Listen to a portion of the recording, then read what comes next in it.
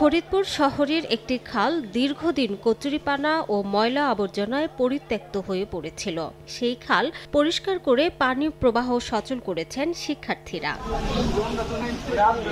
পৌরসভার গোয়াল চামট ২ নং সড়ক এলাকার এই খাল দিয়ে পানি প্রবাহ বন্ধ থাকায় সামান্য বৃষ্টিতেই জলাবদ্ধতা সৃষ্টি হয়ে ভোগান্তির শিকার হতেন বাসিন্দারা।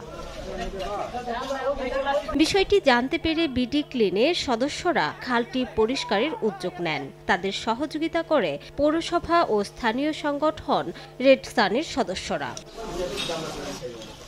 শুক্রবার সকালে খালটি পরিষ্কারে বিডি ক্লিনে ও রেড সান সংগঠনের শতাধিক শিক্ষার্থীরা অংশ নেন। সকাল থেকে দুপুর পর্যন্ত তারা পরিষ্কার কার্যক্রম পরিচালনা করেন। এই যে আমরা প্রতিনিয়ত এখানে দিয়ে চলাফেরা করতেছি, একটা ময়লায় ভরা পরিবেশে থাকতে কার ভালো লাগে?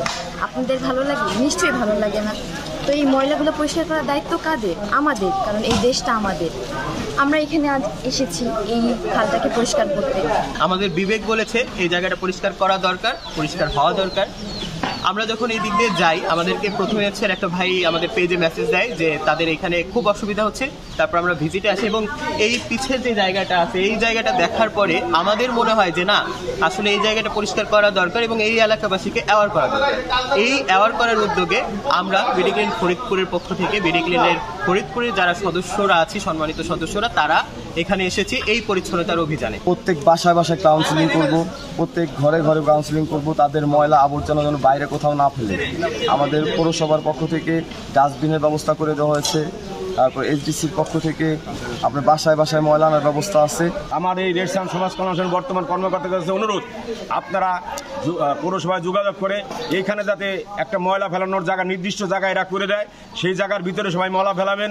এবং পৌরসভার একটা চার্জ, মিনিমাম একটা চার্জ আমরা যাতে অত্র এলাকার যারা বসবাস করি তারা সামান্য যত চার্জ আমরা দিয়ে এই কাজটা সবসময় পরিষ্কার পরিচ্ছন্ন রাখি। খালটি পরিষ্কার করায় পানি প্রবাহ সচল হয়েছে। এছাড়া ময়লার কারণে ডেঙ্গুর আক্রমণ থেকেও রক্ষা পাবে বাসিন্দারা। যুব সমাজের যে উদ্যোগে এই কাজগুলো হচ্ছে এবং আমি বিশেষভাবে অনুরোধ করব এই ইয়াং জেনারেশনকে এরা পর্যায় করবে, প্রত্যেক বাড়ি যায় এদেরকে বলবে আর যিনি ময়লা না ফেলায়, এই জিনিস শেষ ফেলা হয়। এবং আমি প্রত্যেক জায়গায় ডাস্টবিন দিয়ে দিলাম, প্রত্যেকের ডাস্টবিনে ময়লা ফেলাবে। আর নালি বাসায় থেকে ময়লা নিয়ে আসবে এসডিসির লোকজন, 100 টাকা করে মাসিক তাদের দিয়ে দিতে হবে। 5 লাখ মানুষ নোংরা করবে আর পৌরসভা কিন্তু এটা ক্লিন করতে পারবে না যদি সবাই সচেতন না হয়। আর সেই সচেতনতার না হওয়ার কারণে আরেকটা সমস্যা যেটা হচ্ছে, এর মধ্যে মশা বাসা বাঁধছে। ডেঙ্গুর যে প্রভাব, এটা থেকে সাধারণ মানুষ যদি সচেতন না হয় তাহলে ডেঙ্গু দমন করা সম্ভব না।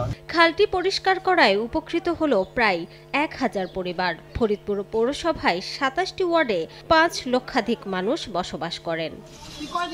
সময় সংবাদ, ফরিদপুর।